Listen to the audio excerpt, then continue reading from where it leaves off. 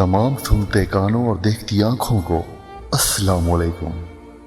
आज एक और कहानी के साथ।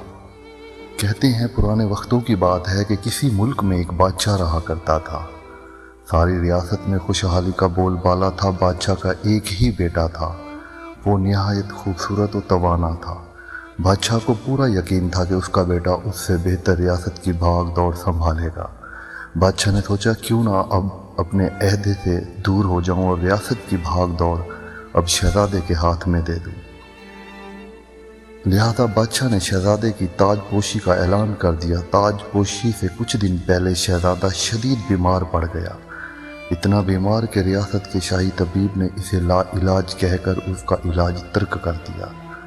बादशाह और मलका बहुत परेशान थे कि एक ही शहजादा था और वो भी बीमार हो गया, तो हमारी नस्ल का क्या होगा, हमारे तख्त का क्या होगा। यूं ही वो लोग परेशान रहने लगे। एक दिन महल के बाहर से फ़कीर का गुज़र हुआ। वो ऊंची ऊंची सदा लगा रहा था, कोई किसी का नहीं, सब खुद गर्ज है। कोई किसी का नहीं, सब खुद गर्ज है।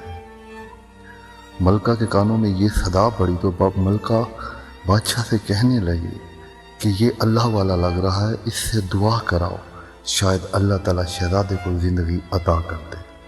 बादशाह ने फ़कीर को महल के अंदर बुलवाया और अपने शहजादे की हालत से आगाह करके कहने लगा, इसके लिए दुआ करो ताकि शहजादे की जान बच जाए। फ़कीर बोला, बादशाह सलामत, आपका शहजादा सेहत याब तो हो जाएगा, लेकिन यहाँ सब खुद गर्द हैं, कोई किसी का नहीं। बादशाह फ़कीर से कहने लगा, मुझे तुम्हारी बात समझ नहीं आई। फ़कीर बोला, बादशाह सलामत, चले मैं आपके बेटे का इलाज कर देता हूँ, लेकिन एक शर्त पर। बादशाह बोला, क्या मतलब? फ़कीर कहने लगा, आप ऐसा करो, एक पाव मीठे चावल पकवाओ और सारी रियासत में दावत आम का ऐलान कर दो। फ़कीर की बात सुनकर पहले तो बादशाह सोचने लगा कि ये कोई पागल दीवाना लगता है, लेकिन फिर बादशाह ने सोचा हो सकता है सच में कोई अल्लाह वाला हो। लिहाजा बादशाह ने महल में एक पाव चावल पकवाए और दावत आम का ऐलान कर दिया। बादशाह की दावत सुनकर तमाम रियासत से लोग दूर करीब हर जगह से महल में पहुंचने लगे।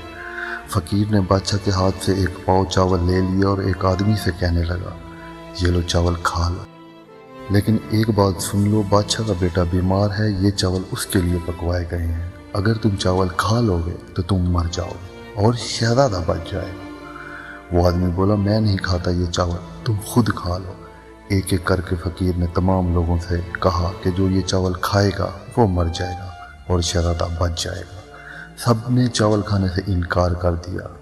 तो फ़कीर वही चावल लेकर बादशाह के पास पहुंचा और कहने लगा, बादशाह सलामत, अब आपको ही ये चावल खाने पड़ेंगे ताकि आपके मरने से आपका बेटा बच जाए। तो बादशाह कुछ देर खामोश रहा और फिर बोला, ठीक है, पर पहले मुझे मलका से मशवरा करने दो। फ़कीर कहने लगा, ठीक है। बादशाह ने मलका से कहा, अगर मैंने चावल खाए तो मैं मर जाऊंगा, लेकिन शहजादा बच जाएगा। मलका बादशाह की बात सुनकर बोली, नहीं, आप ये चावल कभी नहीं खाएंगे, क्योंकि अगर शहजादा मर गया तो हो सकता है अल्लाह ताला हमें कोई दूसरा शहजादा अता कर दे, लेकिन अगर आप मर गए तो मैं क्या करूँगी दुनिया में, इसलिए आप ये चावल नहीं खाएंगे। लिहाजा बादशाह ने चावल खाने से इनकार कर दिया। बादशाह की बात सुनकर फ़कीर ये कहता हुआ चल दिया, यहाँ कोई किसी का नहीं, सब खुद गर्ज हैं।